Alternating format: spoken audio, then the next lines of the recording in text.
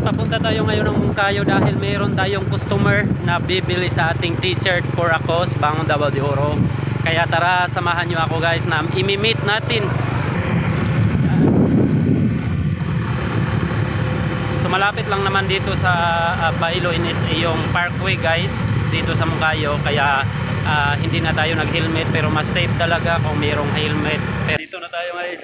So ito pala yung customer natin sa t-shirt for a cause natin guys. Shout out lang kay sir. Ano sir? Oh, ang large ano sir. Ayun. Gamay-gamay din siya sir. Shout out Ma'am Leonila, salamat kayo sa pag-order sa t-shirt for a cause na to, Bangon Davao de Oro. So dako kayong tabang imong pagpalit ma'am sa t-shirt kay kabaluman jud ka ma'am.